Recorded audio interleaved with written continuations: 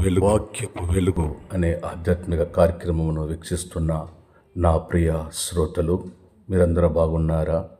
మన ప్రభువును రక్షకుడైన యేసుక్రీస్తు నామములో మీ అందరికీ వాక్యపు వెలుగు ప్రేయర్ మినిస్ట్రీస్ తరపున మీ అందరికీ శుభాభివందనాలు తెలియజేస్తున్నాను. ఈ ఉదయకాల శుభములు మీ అందరికీ తెలియజేస్తున్నాను. పోయిన దినమంతా, నిన్నటి దినమంతా దేవుడు కాచి కాపాడి మరి ఒక దినాన్ని దేవుడు సజీవ లెక్కల్లో ఉంచి మీ అందరికీ మనందరికీ మంచి ఆరోగ్యం ఇచ్చిన దేవునికి మనము ఈ రోజంతా కృతజ్ఞులై ఉందాం. God bless you. దేవుడు మిమ్మల్ని హెచ్చించునుగాక. ఈ దినమంతా మీ పనిలో దేవుడు తోడుండునుగాక.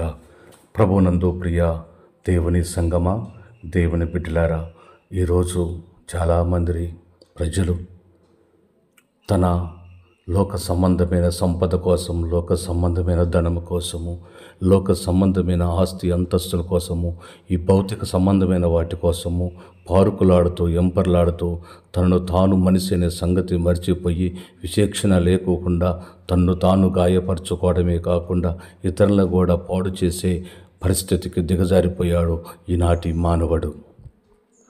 ఈ మానవుడి మనగడ ఎలా ఉందో తనకు తాను అర్థం అవ్వట్లేదు. ఈ లోకములో సమస్తమైన ఆస్తిని సంపాదించడానికి, ఆస్తి అంతస్తులను, పేరు ప్రత్యక్షలను సంపాదించడానికి తన జీవిత విధానం అంతా కూడా ఎలా దారి తప్పిపోతుందో మనుషుడికి అర్థం అవ్వట్లేదు. దేవుని వాక్యము చలవిస్తూ ఉంది. ఈరోజు దేవుని వాగ్దానము ఈ విధంగా చలవిస్తూ ఉంది. 4వ కీర్తన 8వ వచనము ఈ విధంగా చలవిస్తూ ఉంటుంది. దావీదు భక్తుడు ఇలా అంటున్నాడు: యెహోవా, నెమ్మదితో పండుకొని నిద్రపోదును, నేను ఒంటరిగా ఉండినను, నీవే నన్ను సురక్షితముగా నివసింపజేయుదువు. దేవునికి స్తోత్రం కలుగునుగాక. ప్రియ వాక్యం వింటున్న ప్రియ శ్రోతలు వింటున్నారు కదా, ఈ వాక్యము ఒక జీవిత విధానాన్ని మారుస్తుంది.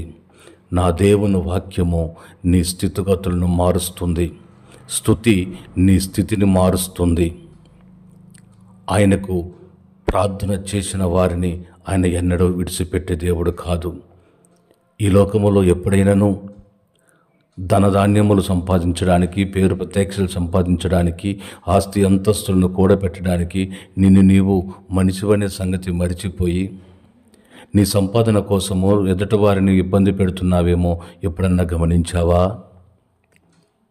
ధనాపేక్షతో నిన్ను నీవు మరిచిపోయి ధనాపేక్ష కలిగి లోకములో అందరి దృష్టిలో నీవు చెడ్డవారిగా మిగిలిపోయావేమో. సహోదరి సహోదరుడా, ఒక్కసారి గమనించు. ధనము సంపాదన కోసము ఎన్నో అక్రమాలు చేసి ఉన్నావేమో. ధన సంపద కోసము సంపాదన యవన కాలములోనే ధనాన్ని సంపాదించాలని నువ్వెన్నిసార్లు ప్రజలను మోసం చేశావో ఒక్కసారి గమనించావా? ఎంతమందిని నీవు అన్యాయంగా దోచుకున్నావో ఒక్కసారి గమనించావా? దోచుకొని దాచుకొని నీ ఇంట్లో పెట్టుకొని ఏ రోజన్నా నెమ్మదిగా భోజనం చేశావా? ఏ రోజు కడుపు నిండా నువ్వు భోజనం చేశావా? ఏ రోజైనా నువ్వు నెమ్మదిగా సురక్షితంగా నీవు పడుకున్నావా? ఏ రోజైనా నీ కుటుంబంతో సంతోషంగా గడిపావా? ప్రియ స్నేహితుడా, ఈరోజు నా దేవుని వాక్యము నీతో మాట్లాడుతుంది. నువ్వు నిద్రపోతే నువ్వు నెమ్మదిగా ఉన్నావా లేవా? దేవుని నమ్మిన బిడ్డలు నిద్రపోతే నెమ్మదిని దేవుడిస్తాడు. నెమ్మదితో పండుకొని నేను నిద్రపోతాననే ధైర్యము ప్రతి క్రైస్తవుడికి ఉంటుంది. నిజంగా నువ్వు క్రైస్తవుడు అయితే నీకు సురక్షితమైన నిద్ర నీకు దేవుడిస్తాడు.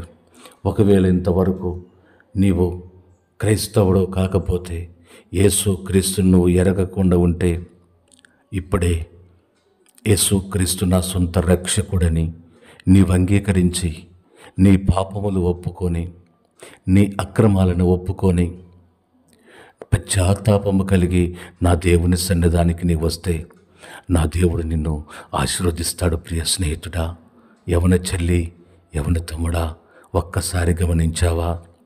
ఈ లోక పోకడ నిన్ను నాశనం చేస్తుంది. ప్రియ సహోదరుడా, సహోదరి, ఈ లోకము వైపు నువ్వు పరిగెత్తితే నిన్ను నాశనం చేస్తుంది.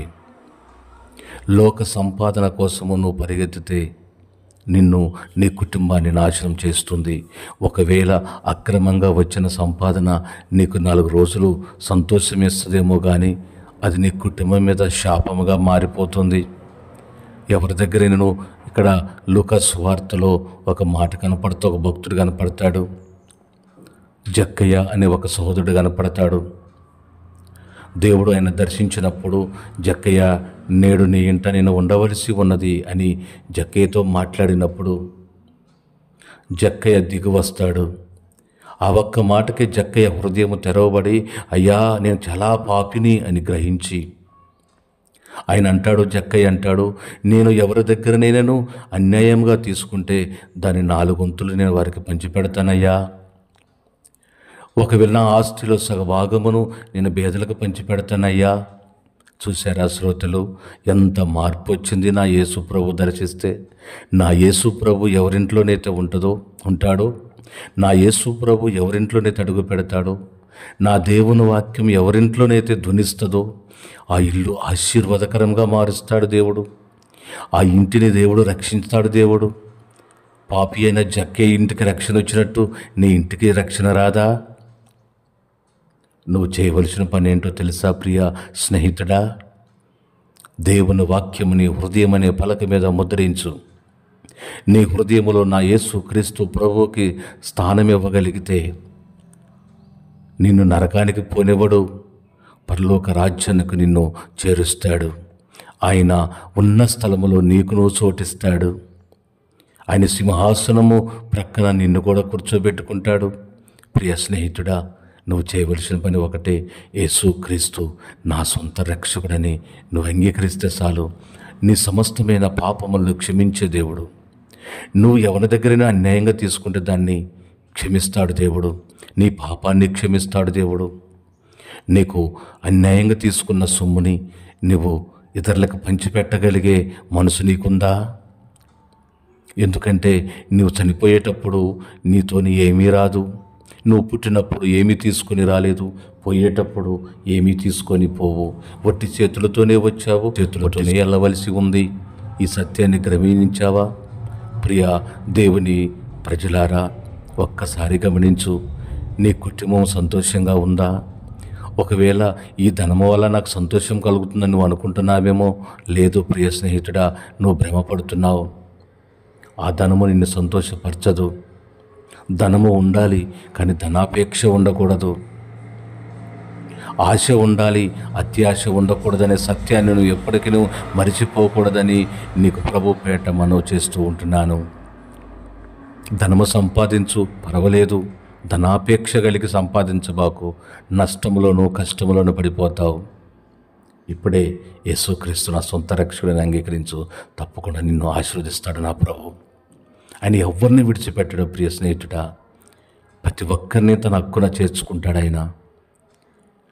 పాపుల్ని, శాపగ్రస్తుల్ని అందరినీ చేర్చుకుంటాడు నా ప్రభు.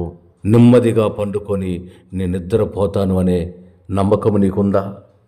నేను నెమ్మదిగా పండుకొని నిద్రపోగలనే నమ్మకం నీకుందా? అయితే ఆ నమ్మకం ఉంటే తప్పకుండా నీకు ఆశీర్వాదాలు వస్తాయి. ఒకవేళ నీకు నెమ్మది, సంతోషము, సమాధానము, ఆరోగ్యము లేకుండా ఉందేమో, ఇప్పుడే ఈ వాక్యం ఏంటన్నా నీవు యేసు క్రీస్తు నా సొంత రక్షకుడని నీవు అంగీకరిస్తే రక్షణ భాగ్యం నీకు దొరుకుతుంది. నీకు నెమ్మదిని దేవుడిస్తాడు. ఆ పరలోక రాజ్యమునకు వారసత్వం నీవు పొందుకోగలుగుతావు. ఈ వాక్యం వింటున్న ప్రియ శ్రోతలు, ఇప్పుడే నీ మనసు మార్చుకొని లోక సంబంధమైన అలవాట్లు, ఆచారానికి వదిలిపెట్టి లోక సంబంధమైన దుర్వ్యసనముల బానిసల నుంచి విడిపించబడి నా యేసు క్రీస్తుకు నువ్వు సొంతమై ఉంటే, నీ హృదయపూర్వకంగా నా యేసు క్రీస్తుని అంగీకరించి ఉంటే తప్పకుండా నిన్ను ఆశీర్వాదకరంగా నా ప్రభువు మారుస్తాడు. ఇప్పుడే రక్షణలోకి రా. తప్పకుండా నీ దేవుడు దీవిస్తాడు. God bless you. దేవుడు నిన్ను దీవించి ఆశీర్వదించి హెచ్చించునుగాక. నీ కుటుంబాన్ని దీవించునుగాక. Praise the lord.